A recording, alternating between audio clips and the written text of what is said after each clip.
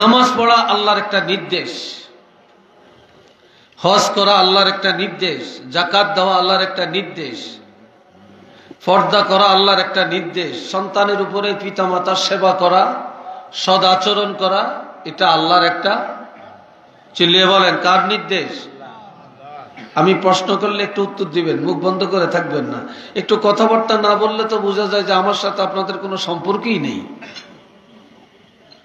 আর আপনাদের এই পাথন বা বিয়ানীবাজার এই অঞ্চলের মানুষকে আমি খুব কঠোর কথা বলতে এখন দ্বিধাবোধ করব না। কেন? আপনাদের সাথে অনেক দিন আস্তে আস্তে একটা রিক্ততা তৈরি হয়েছে। কি হয়েছে কিনা বলেন? এক সময় আমি কথা বলতে ভয় পাইছি এখানে এসে, এখন আর অতটা ভয় পাই না। কি মাইন্ড করলেন কোথায়? তা আমি এতগুলো বিষয় আপনাদেরকে সংক্ষেপে বললাম, আর একটা বিষয় নিয়ে একটু বিশদ আলোচনা করব। আল্লাহ বলছেন, ওয়াকাদা রাব্বুকা আল্লা তা'বুদু ইল্লা ইয়্যাহ।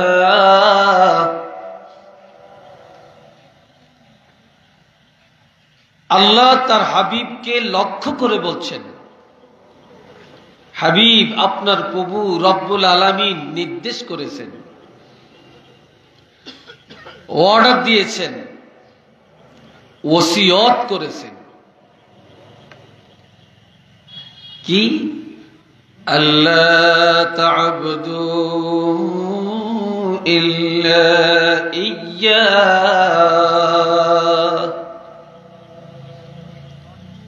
হুঁশিয়ার, সাবধান,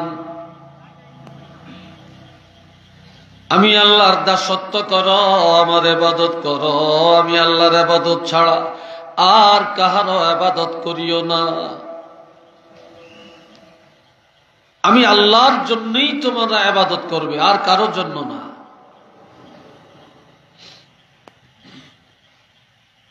এর অর্থ হলো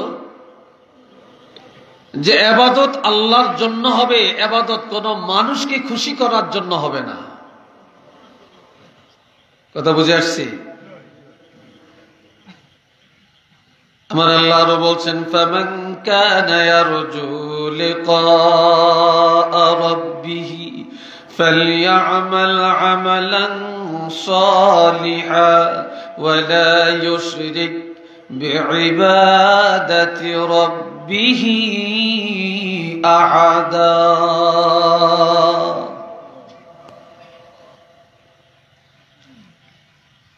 যে ব্যক্তি আল্লাহর সন্তুষ্টি কামনা করে বা যারা আল্লাহর দিদার চায়, আল্লাহর দরবারে দাঁড়াতে চায়, সে যেন নেক আমল করে, বেশি বেশি করে ইবাদত করে, আমালান সালিহা, আমলে সালেহ। আমলে সালেহ কাকে বলা হয়?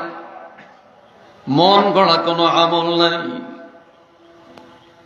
মন গড়া কারো মতে কোনো আমল নাই।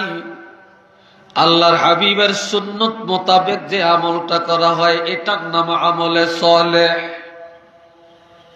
যে আমলের মধ্যে সুন্নত নাই এটা আমলে সালেহ না, এটা নেক আমল না। যেটা নবীর তরিকা মোতাবেক হয় এটা হলো আমলে সালেহ। ولا يشرك بعبادة ربه أحدا। আর আমলের মধ্যে আল্লাহর সাথে কাউকে শরীক করবে না। ইবাদত আল্লাহর জন্য করবে, কোনো মানুষকে দেখাবার জন্য করবে না। যার ইবাদত আল্লাহর জন্য হবে সেই আল্লাহর দিদার অর্জন করবে, আর যার ইবাদত আল্লাহর জন্য হবে না তার নসিবে আল্লাহর দিদার হবে না। এই জন্য আল্লাহ বলছেন, আল্লাহ তা'বুদু ইল্লা ইয়্যাহ। হুঁশিয়ার, ও দুনিয়ার ঈমানদাররা সাবধান, এই হুঁশিয়ার, এই সাবধানতা, এটা কার? আর একটু আসতে বলেন। এই সাবধানতার বাণী কে দিলেন? আল্লাহ নিজে বলছেন, খুব সাবধান।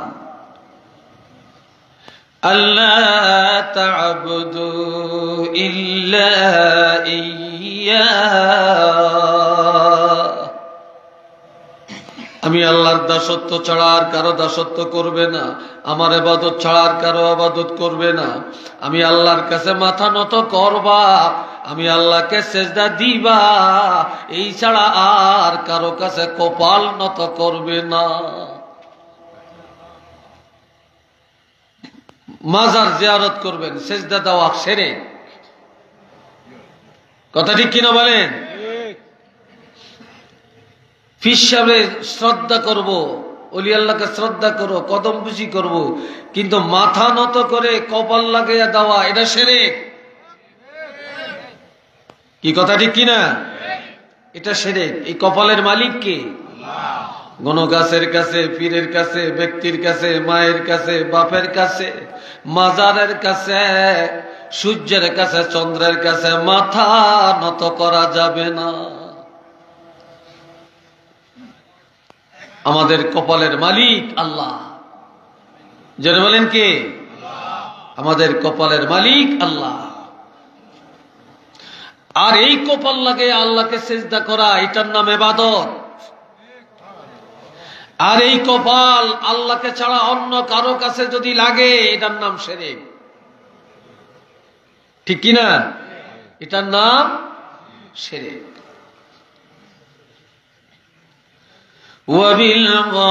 وَبِالْوَالِدَيْنِ إِحْسَانًا, তাহলে এক নম্বরে আমি আল্লাহর ইবাদত, আমার দাসত্ব, আমি আল্লাহর জন্য তোমরা মস্তক অবনত করবে। দ্বিতীয় নম্বরে পিতা মাতার সাথে সৎ আচরণ করবে। কার সাথে সদ্ব্যবহার? সৎ ব্যবহার পাওয়ার যোগ্যতা সম্পন্ন 4 শ্রেণীর মানুষ। কয় শ্রেণী? 1 নম্বরে পিতামাতা, 2 নম্বরে ওস্তাদ, 3 নম্বরে ওলি আল্লাহ, পীর বুজুর্গ, আপনার মুর্শিদ, 4 নম্বরে সাধারণ যে কোনো জনগণ, যে কোনো মুসলমান। এই জন্য একদিন বাহাজ ইবনে হাকিম, একজন, কেউ বলেন তিনি সাহাবী, কেউ বলেন তিনি তাবেঈ, কি লোকাল আছে, তিনি আল্লাহর হাবিবকে বললেন, ইয়া রাসূলুল্লাহ, মান আহাক্কু বিহুসনি সাহাবাতি, আমার কাছে সৎ ব্যবহার পাওয়ার অধিক উপযুক্ত কে? ক্বালা উম্মুকা, তোমার মা। ক্বালা সুম্মা মান, এরপরে কে? ক্বালা উম্মুকা, এরপরে তোমার মা। ক্বালা সুম্মা মান, প্রশ্ন করলেন এরপরে কে? ক্বালা উম্মুকা, তৃতীয়বার বললেন তোমার মা। ক্বালা সুম্মা মান, এরপরে কে? নবী বললেন ক্বালা আবুকা, তোমার পিতা। ক্বালা সুম্মা মান, এরপরে কে? নবী বলেন ক্বালা আদনাকা, আদনাকা। আমার বুকে না, এখানে দেন।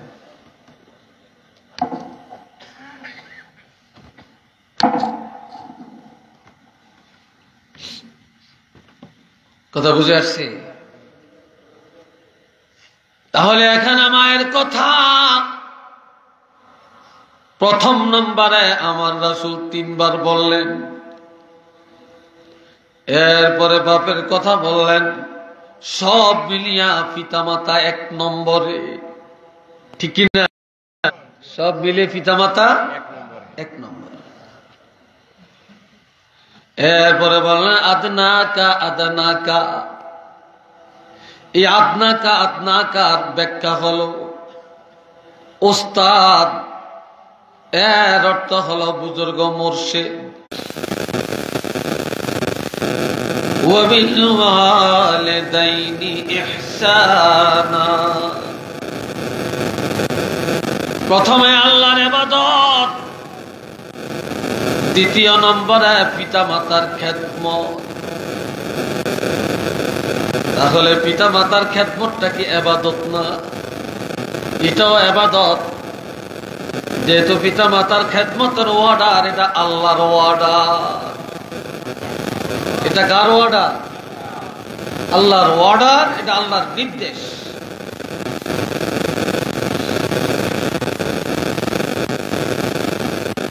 আমার প্রাণের ভাইয়েরা রে, আমার নবীর শ্রেষ্ঠত্ব এত বেশি, দুনিয়াতে অনেক নবী আগমন করেছেন, তাদের পিতামাতা ছিল অমুসলিম, কিন্তু তারা নবী হয়েও মা বাবার জন্য দোয়া করতে পারে না। আর আমার নবীকে আল্লাহ বললেন, হাবিব কোন, আপনি বলেন, রব্বির হামহুমা কামা রব্বায়ানি সগীরা। আপনি আমার কাছে দরখাস্ত করেন আপনার পিতা মাতার জন্য, এ আমার রব, ইরহামহুমা, তাদেরকে দয়া করেন, তারা হলেন আমার পিতা মাতাকে দয়া করেন, কামা রব্বায়ানি সগীরা, যেভাবে আমার পিতা মাতা শিশুকালে আমাকে লালন পালন করেছেন, দয়া মায়া করেছেন, আল্লাহ তেমনি ভাবে আপনিও আমাদের পিতা মাতাকে দয়া করেন।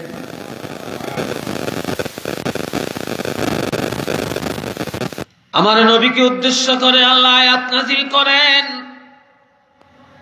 এই আয়াতের হুকুম হলো হুকমে আম, এটা কিয়ামত পর্যন্ত সকল উম্মতের জন্য এই নির্দেশ। আল্লাহ হাবিব রাহমাতুল লিল আলামিন একদিন বৃহস্পতিবার রাত্রে চলে গেলেন জান্নাতুল বাকিতে,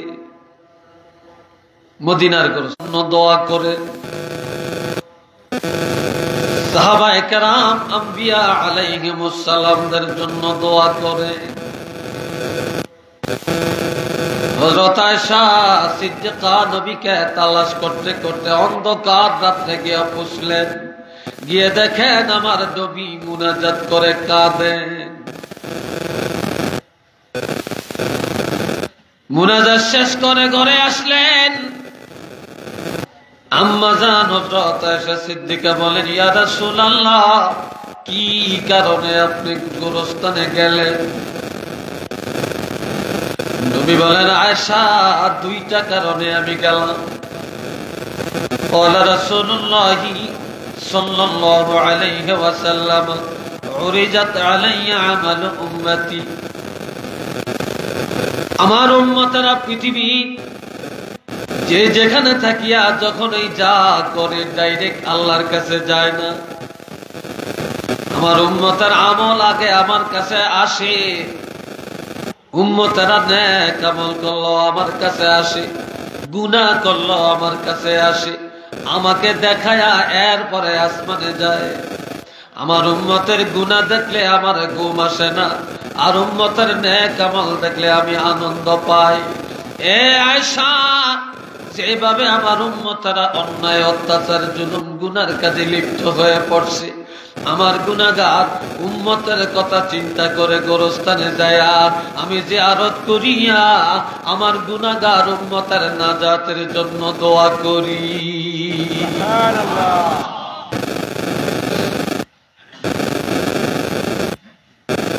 আরেকটা কারণ হলো, আমি আমার আব্বাকে দেখি না, শিশুকালে মা হারাইছি,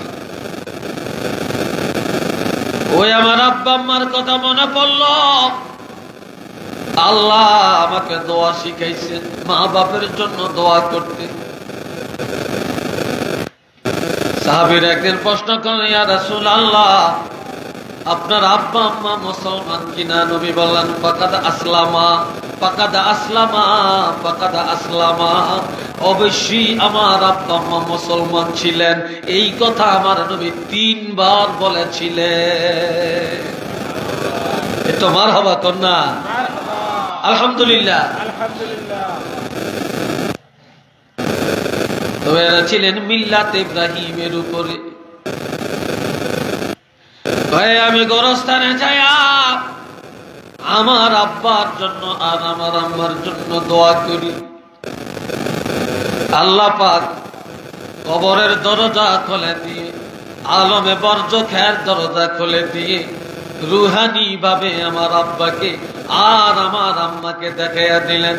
আর একটা সুসংবাদ দিলেন, আল্লাহ ওয়াদা করেছেন কিয়ামতের ময়দানে আমি রাসূলকে না জানায়া, আমার অনুমতি না নিয়া আমার একটা উম্মতকে জাহান্নামের আগুনে জ্বালাবে না।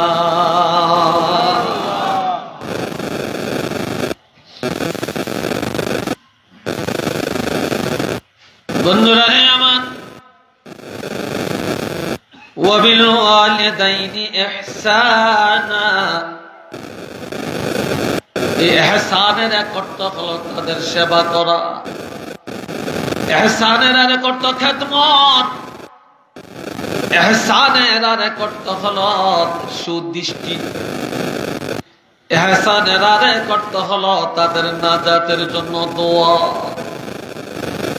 ইহসানের আরেক অর্থ হলো তাদের সুস্থ থাকার জন্য দোয়া। ইম্মা ইয়াবলুগান্না ইনদাকাল কিবারা আহাদুহুমা আও কিলাহুমা ফালা তাকুল লাহুমা উফ। আমার দিকে চান, আমার আল্লাহ বলেন, যদি তোমাদের কারো মা বাপ 2 জন, তোমাদের মধ্যে কেউ যদি মা বাপ 2 জনকে বৃদ্ধকালে পেয়ে থাকে, অথবা 2 জনের একজনকে পেয়ে থাকে, কোন সন্তান যদি তার মা অথবা তার বাবাকে বৃদ্ধকালে পেয়ে থাকে, যে সময় ঠিক মতো বাবা মা চলতে পারে না, হাঁটতে পারে না, মসজিদে যেতে পারে না, মাহফিলে যেতে পারে না, হাটে বাজারে যেতে পারে না, ডাক্তারের কাছে যেতে পারে না, পুষ্কুনিতে নামিয়ে গোসল করতে পারে না, যে সময় কথাবার্তার মাপকাঠি থাকে না, ওই বৃদ্ধকালে মা বাপের কথাবার্তা তাদের ব্যবহারে তোমরা অতিষ্ঠ হইয়া অসন্তুষ্ট প্রকাশ করিও না, বা আহ শব্দ বলিও না। এক কথায় তাদের মেজাজে, তাদের কথাবার্তায়, তাদের চলাফেরায় তোমরা মন খারাপ করিয়া তাদের সাথে কোনোদিন দুর্ব্যবহার করিও না, তাদের কথায় দুঃখ প্রকাশ করা যাবে না। একটু চিল্লিয়া বলেন না সুবহানাল্লাহ।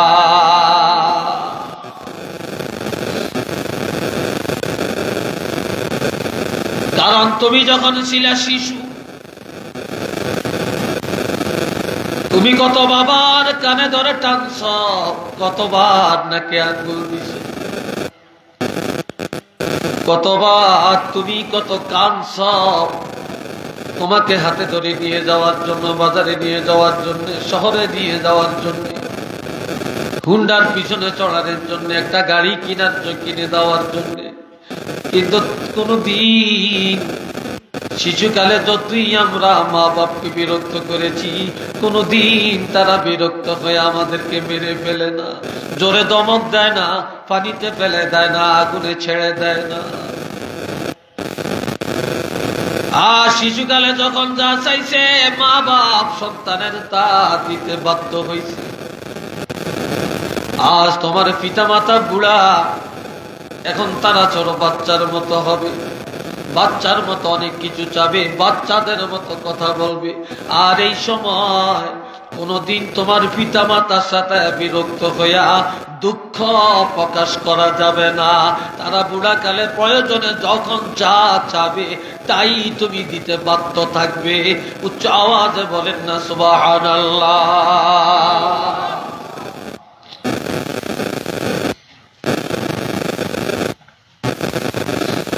ওয়ালা তানহারহুমা, ধমক দিয়া কথা বলবে না, চোখ রাঙ্গায়া কথা বলবে না, তাদের সাথে দুর্ব্যবহার করবে না, চোখ রাঙ্গায়া কথা বলবে না, ব্যঙ্গ বিদ্রুহ করে কথা বলবা না। এক কথায় কোন অবস্থায় তাদেরকে ধমক দিয়ে কথা বলবে না, এমনকি চোখ মুখ লালি করে কথা বলা যাবে না। ভদ্রচিত ভাবে কথা বলবে, নরম ভাষায় কথা বলবে, ভদ্র আচরণ করবে। কিভাবে কথা বলবে সেটাও আল্লাহ বলে দেন, وَقُلْ لَهُمَا قَوْلًا كَرِيمًا,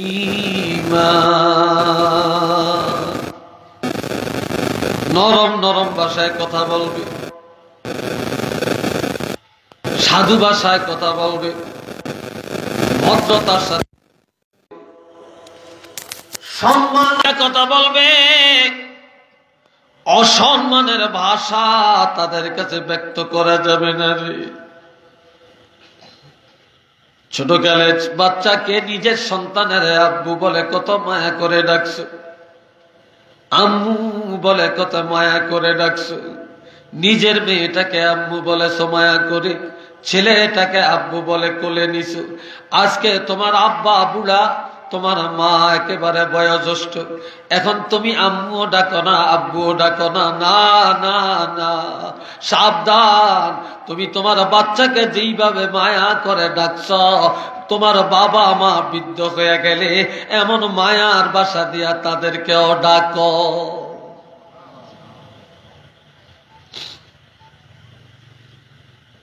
আমার প্রাণের বন্ধুরা, ওয়াকফিদ লাহুমা জানাহাজ যুল্লি মিনার রাহমা। আমার আল্লাহ বলেন, যখন তারা মা বাপ যখন বড় হয়ে যাবে, তোমাদের মায়ার ডানা তাদের উপরে প্রশস্ত করে দিবে। মুরগি 10টা 20টা বাচ্চা নিয়ে যখন চলে,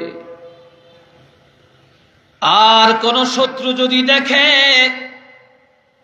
মুরগি যেভাবে তার ডানা দুটা মেলে দেয়, বাচ্চাগুলা তার পাখার নিচে, ডানার নিচে ঢুকে যায়।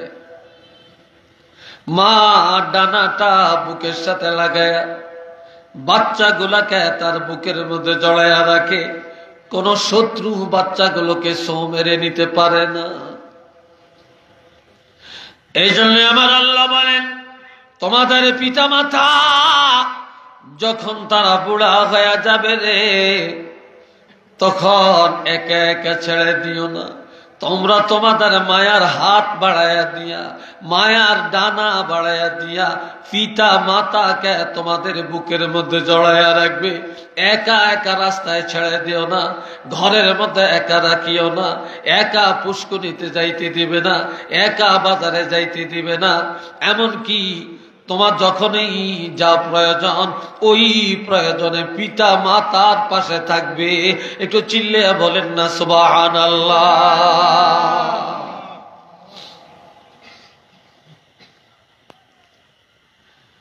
জিন্দা থাকতে খবর রাখি না, মরে গেলে গরু কাটিয়া খাওয়াই, এটার দাম নাই। জিন্দা থাকতে মা আর বাবা সন্তানের সেবা পায় না, পুত্রবধূর সেবা পায় না। মরে গেলে মাশাআল্লাহ 3টা 5টা গরু খাওয়াই, মনে করি সব পেয়ে গেছি, না না। জীবিত থাকা অবস্থায় পিতা মাতার খেদমত করার মধ্যে যে ফায়দা পাওয়া যাবে, সৎ ব্যবহারের মধ্যে যে ফায়দা পাওয়া যাবে, 10 টাকার ঔষধ কিনে দিলে যে লাভ পাওয়া যাবে, 1 কেজি আঙ্গুর কিনে খাওয়াইলে যা পাওয়া যাবে, মৃত্যুর পরে আপনি যদি তাদের নামে 10টা গরু কাটিয়াও খাওয়ান, এই ফায়দাটা পাওয়া যাবে না।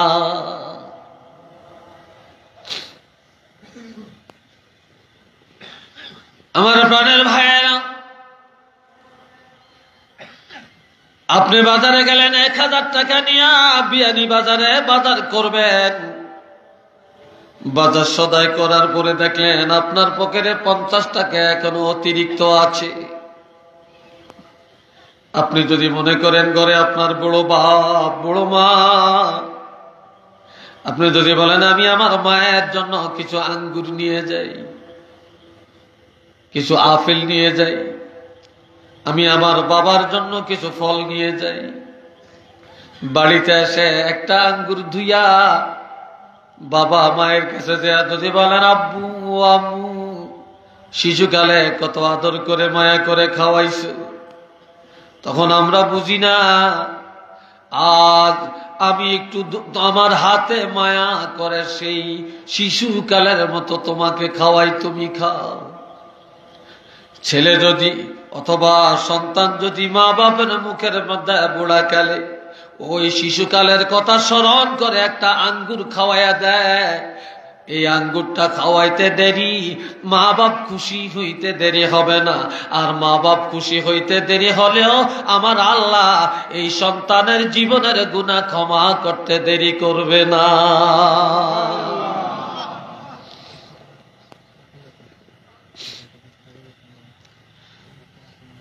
এরপরে তাদের জন্য দোয়া করবেন, وقل رب ارحمهما كما ربياني صغيرا। সব সময় দুরূদ শরীফ নাই, এই দোয়া আল্লাহ কবুল করে না। যেই দোয়ার মধ্যে মা বাপের জন্য দোয়া নাই, ওই দোয়াটাও আল্লাহ কবুল করে না। প্রত্যেক নামাজের পরে মা বাপের জন্য দোয়া করা লাগবে, প্রত্যেক মুনাজাতের মধ্যে পিতা মাতার জন্য দোয়া। আমরা যখন বুড়া হয়ে যাব, আমাদের সন্তানরাও তখন আর আমাদের জন্য দোয়া করবে না।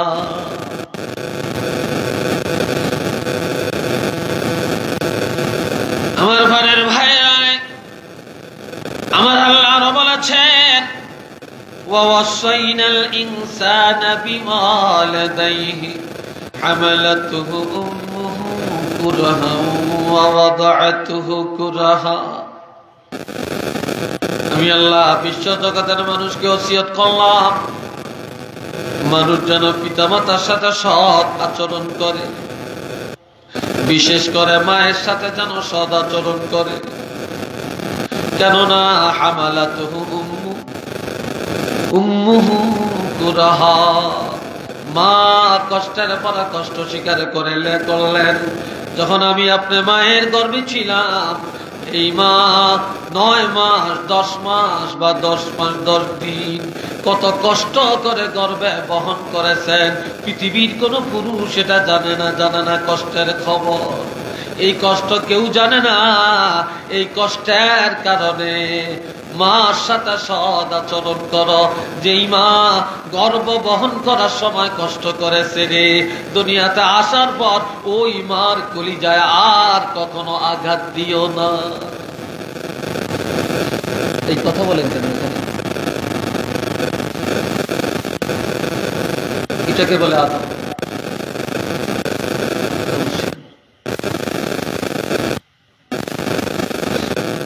এ বন্ধুরা রে আমার, এরপর আমার 2 নম্বরের কষ্টটা হলো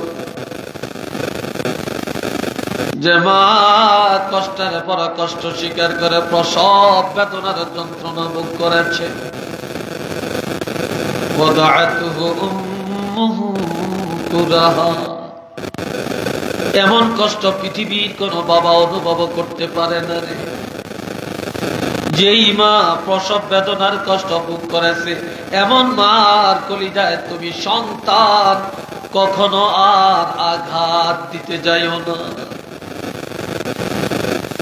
3 নম্বরে وفصاله ووصينا الإنسان بوالديه حملته أمه وهنا على وهن وفصاله في عامين যেই মা 2 বছর একটানা দুধ পান করালেন, এই সন্তানের দুধ পান করাবার জন্য খায় না, মরিচ খায় না, বাসি খায়, রাত্রে ঘুমের থেকে থেকেও সন্তানের খাওয়াইছে, নিজে না খায়া সন্তানের দুধ পান করে কান্না থামাইছে। ও দুনিয়ার মানুষ রে, যেই মা তোমাকে 2 বছর দুধ পান করালো, যে মায়ের দুধের বিকল্প পৃথিবীর জমিনে আর কোনটা নেই, আর যেই মায়ের সন্তান সবচেয়ে কম দুধ পান করেছে, তাফসীরে রুহুল মানিতে আসছে সবচেয়ে কম হলেও 9.5 মণ দুধ একটা বাচ্চা 2 বছরে পান করেছে।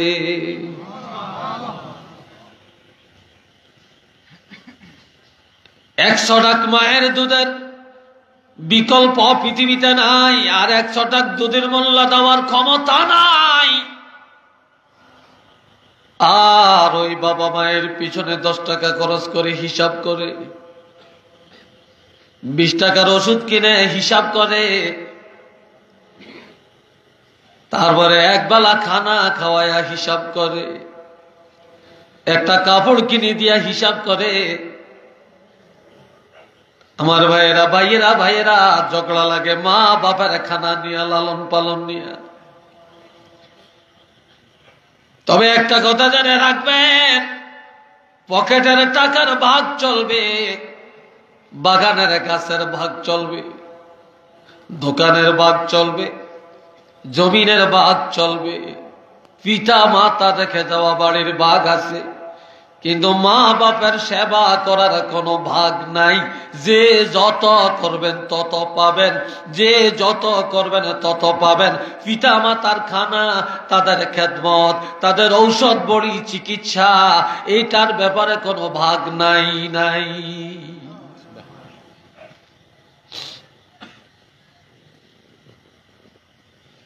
আমার ভাইরা সাহাবী জিজ্ঞেস করলেন, ইয়া রাসূলুল্লাহ,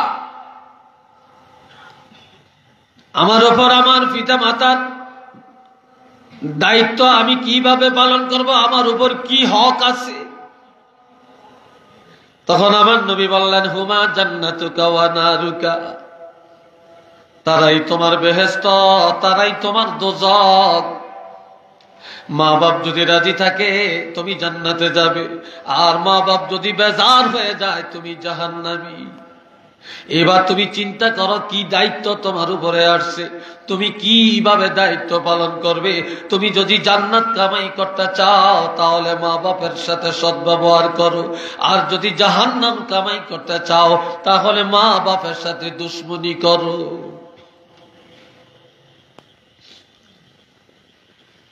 আরেক হাদিসে রাসূল বলেন, ক্বালা রাসূলুল্লাহ সাল্লাল্লাহু আলাইহি ওয়াসাল্লাম, রিদার রাব্বি ফি রিদাল ওয়ালিদাইন ওয়া সাখাতুর রাব্বি ফি সাখাতিল ওয়ালিদাইন।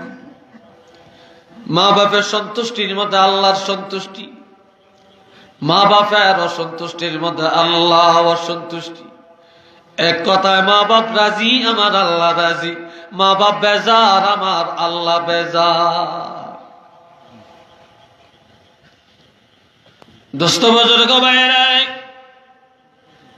قال رسول الله صلى الله عليه وسلم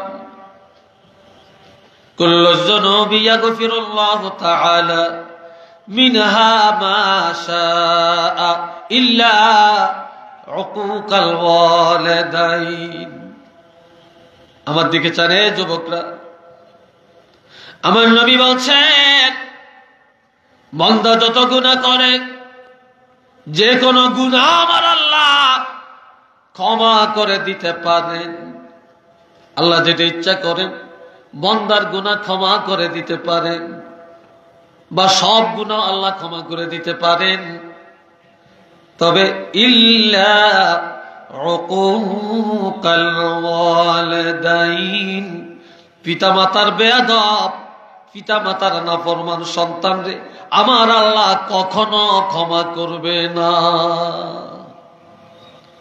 তওবার দ্বারা সব গুনাহ আল্লাহ মাফ করেন, কিন্তু মা বাপের বেয়াদবকে আল্লাহ তওবা করলেও মাফ করবে না, সুদখোরের আল্লাহ মাফ করবে না, জালেমের তওবার দ্বারা আল্লাহ মাফ করবে না, পরের হক দ্বারা মারে তওবার দ্বারা আল্লাহ তাকে মাফ করবে না। গীবত যারা করে তওবার দ্বারা তাকে আল্লাহ মাফ করবে না। গীবত করে তওবাটা হলো যার গীবত করেছে তার কাছে যে মাফ চাওয়া। পিতা মাতার বেয়াদব সন্তানের তওবা হলো মা বাবার পায়ে ধরে মাফ চাওয়া। জালেমের তওবা হলো যার উপর জুলুম করেছে তার কাছে যে মাফ চাওয়া। সুদখোরের তওবা হলো সুদের টাকা ফিরাইয়া দেওয়া।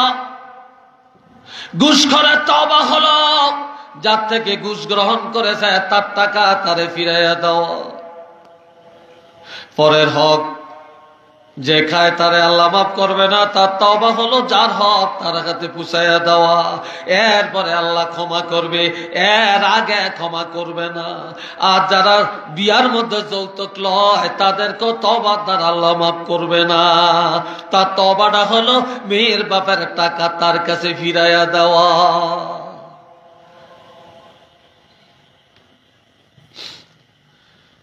আল্লাহ আরেক হাদিসে আমার নবী বলেন, قال رسول الله صلى الله عليه وسلم يعجله لصاحبه في الحياة قبل الممات। দুনিয়াতে যে যত পাপ করে সমস্ত পাপের সাজা পাবে মৃত্যুর পর। কিসের পর? এটা কথা কয় না, ঘুমজান নাকি আপনারা? এটা কি জনসমাজ না কবর? জোরে করে, এটা কি গোরস্থান? একটু কথা বলেন। ঠান্ডা লাগছে? আহারে ঠান্ডা, জোয়ার মানুষেরও ঠান্ডা লাগে। আল্লাহ বাবা জিরানে আমার যত গুনাহ সব মৃত্যুর পরে সাজা। আর আমার নবী বলেন সমস্ত পাপের শাস্তি শুরু হবে মৃত্যুর পর। আর পিতামাতার বেয়াদব সন্তানের সাজা শুরু হয়ে যাবে মৃত্যুর আগে। নাউজুবিল্লাহ বলতেন না? নাউজুবিল্লাহ। আর একটু আসতে বলেন। নাউজুবিল্লাহ। মা বাপের নাফরমান সন্তানের শাস্তিটা শুরু হবে মৃত্যুর আগে। এই জন্য হাতে ধরে পায়ে ধরে বলে যাই, মা বাপের মৃত্যুর পরেও খেদমতের দরজা খোলা। আল্লাহ হাবিব 5টা খেদমতের কথা বললেন। মা বাপের মৃত্যুর পরের খেদমত 1 নম্বরে আসসালাতু আলাইহিমা, মা বাপের নাজাতের জন্য আল্লাহর কাছে দোয়া করা। 2 নম্বরে ওয়াল ইস্তিগফারু লাহুমা, বেশি বেশি করে তাদের গুনাহ ক্ষমা চাওয়া। 3 নম্বরে ওয়া ইনফাজু আহাদিহিমা মিন বা'দিহিমা, তাদের ইন্তেকালের পর তাদের ওসিয়ত পুরা করা। 4 নম্বরে ওয়াসিলাতুর রাহিমিল্লাতী লা তুসালু ইল্লা বিহিমা, মা বাপের ইন্তেকালের পরে তাদের আত্মীয় স্বজনের সাথে সৎ ব্যবহার করা।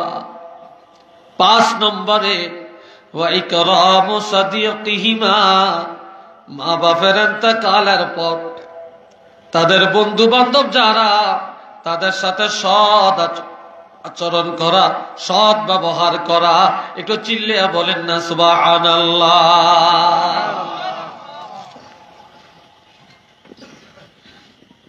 আজ তো চাচা ভাতিজায় ঝগড়া, মারামারি, মামলা, ঠিক নেই?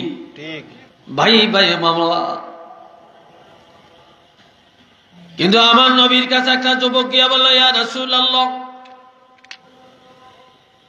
ইন্নী আসাবতু যামমান আযীমা, আমি মারাত্মক অপরাধ করেছি, ফাহাল্লি মিন তাওবাতিন, কোন তওবা আছে কিনা বলেন। নবী বলেন, ওয়াহাল্লাকা মিন আবিন, যুবকরে তোমার বাপ আসেনি? ক্বালা লা, না আমার বাপ নাই। ওয়াহাল্লাকা মিন উম্মিন, তোমার মা আছে কিনা? ক্বালা লা, না আমার মাও নাই। ওয়াহাল্লাকা মিন খালাতিন, তোমার বাপ নাই, তোমার মা নাই, তবে তোমার মায়ের বোন একজন খালা আম্মা আসেনি। খালা, খালা চিনেন তো? যুবক বলে, ক্বালা নাআম, হ্যাঁ আমার একজন খালা আম্মা আছে। আল্লাহর হাবিব বললেন, যাও সলিহা, এখনই যে তুমি তোমার খালা আম্মাকে ডাক দাও, খালা আম্মার জন্য কিছু হাদিয়া নিয়ে যাও, খালা আম্মার কাছে দোয়া চাও। তোমার গুনাহ যত বড় হোক না কেন, তোমার মা নাই বাবা নাই, তোমার মায়ের বোন খালা আম্মা যদি তোমার জন্য দোয়া করে, আমি রাসূল ঘোষণা দিলাম আল্লাহ পাক তোমাকে ক্ষমা করে দিবে।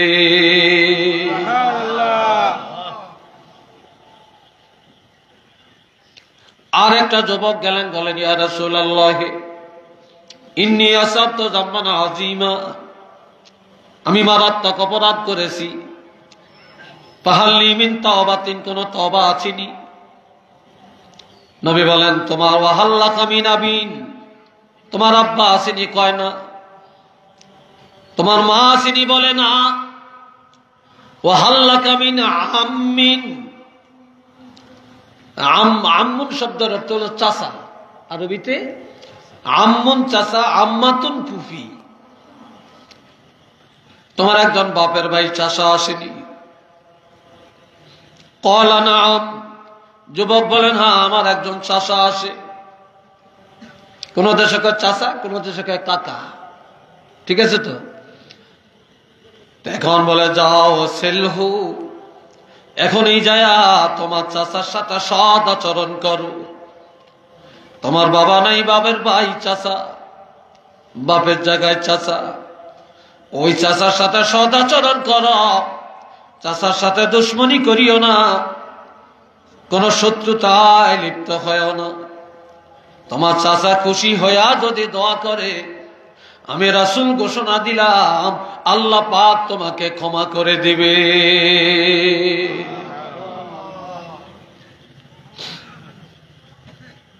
মানুষ মরে যায়, সব আমল বন্ধ হয়ে যায়,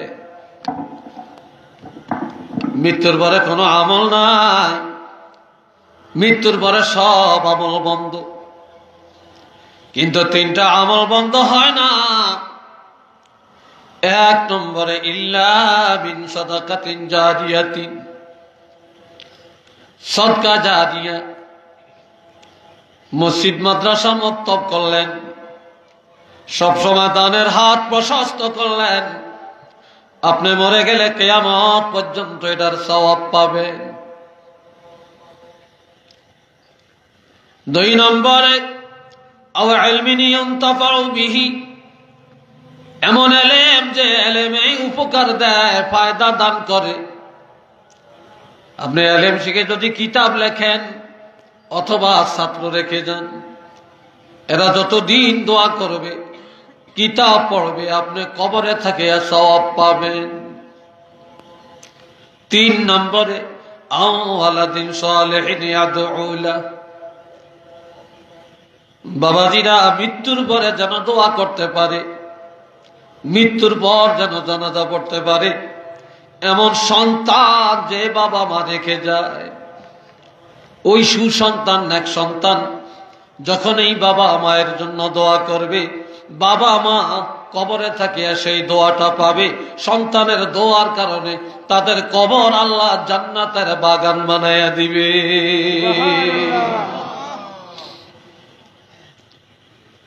এমন সন্তান আমরা দুনিয়াতে রেখে যাইতে চাই কিনা? জোরে বলেন।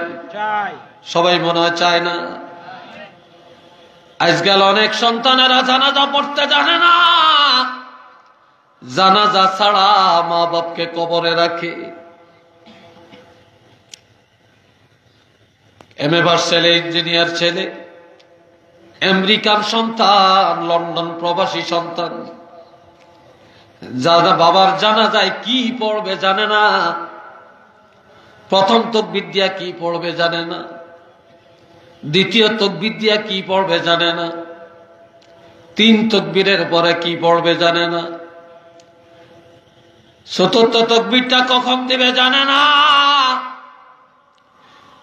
মা বাপরে কবরে রাখবে, কি পড়ে রাখবে দোয়াটা জানে না, কি পড়ে কবরে মাটি দিবে এটাও জানে না। আল্লাহুম্মা গফির লি হাইয়িনা ওয়া মাইয়িতিনা, এই যে একটা দোয়া, এই দোয়াটা জিজ্ঞেস করে দেখেন, যারা শিখছেন ছোটকালে হয়তো তারা জানেন, আর মাদ্রাসার ছাত্ররা জানে, হুজুরেরা জানে, ইমাম সাহেবরা জানে, এই ছাড়া শতকরা 95টা মুসলমানে জানে না। কি ভাই ঠিক কিনা বলেন? তাহলে এই টাকার দাম কই? এই লন্ডনের দাম নাই, আমেরিকার দাম নাই রে, এই ইটালির দাম নাই, টাকা পয়সা বাড়ি করার দাম নাই, যদি মৃত্যুর পর মা বাপের জন্য দোয়াই করতে না পারে। কি ভাই কথা ঠিক কিনা বলেন? এই জন্য আমি আজকে আপনাদের কাছে যেই জিনিসটা প্রথমে চাবো, সেটা হলো আপনাদের কাছে আমার অনুরোধ, আপনারা জানাজা পড়েন না, সন্তান বানিয়ে যান, সন্তানকে মাদ্রাসায় দেন, আলেমের বাপ হন। আমার ভাইরা, এই ওয়াজ মা বাপের খেদমতের ওয়াজ, আলেমের জন্য না, কিন্তু মা বাপের খেদমতের ওয়াজ হলো বে আলেমের জন্য। কথা ঠিক কিনা? আল্লাহ এই জন্য আপনাদের কাছে অনুরোধ, হাতে পায়ে ধরে বলে যাই, দোয়া গীত রেখে যান। সাত কাবলারে দিয়া দোয়া করলেন, ঠিক আছে, হবে। সাতপুরি হুজুরে দিয়া দোয়া করলেন, হবে। কিন্তু বাবাজিরা, তারপরে আপনার সন্তান মা বাপের জন্য দোয়া করলে যা হবে এতটা হবে না। সন্তানের দোয়াই সবচেয়ে গুরুত্বপূর্ণ দোয়া,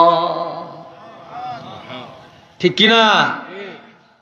এই জন্য আপনাদের কাছে আমি একটু আবদার করে যেতে চাই, এই মাদ্রাসা থাকার কারণে এই মাহফিল, আপনাদের এই মাদ্রাসা, আপনাদের সন্তানেরা লেখাপড়া করে, আপনাদের সন্তানগুলো লেখাপড়া করে, আপনাদের ভাই ভাতিজা পড়ে। আর আল্লাহর হাবিব বলেন, ইজা মাররা আলা কারিয়াতিন ইন্নাল আলেমা আও মুতাআল্লিমা, কোন আলেম অথবা কোন এলাকায় মাদ্রাসা হলে ওই মাদ্রাসার তালিবুল ইলমগুলা যখন এলাকায় বিচরণ করে, ঘোরাফেরা করে, ইউরফাউ আনহু আযাবুল কবরি 40 ইয়াওমা, 40 দিনের জন্য ওই এলাকার আযাব বন্ধ হয়ে যায়। আজ এলাকায় প্রতিদিন তালিবুল ইলমেরা হাঁটাহাঁটি করে, ওই এলাকার কবরের আযাব চিরদিনের জন্য বন্ধ হয়ে যায়। তা মাদ্রাসা থাকার দরকার আসেনি? কি বলেন? আমাদের সন্তান আলেম হওয়ার প্রয়োজন আছে কিনা?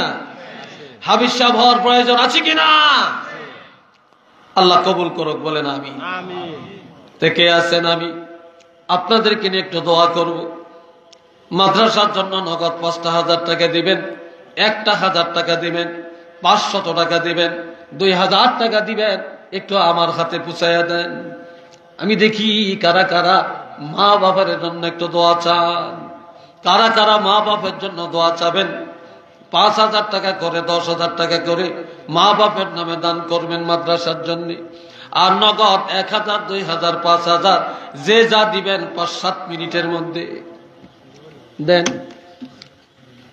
কই একজন একজন করে দেন। আবুল আহমদ 5,000 টাকা, মাশাআল্লাহ।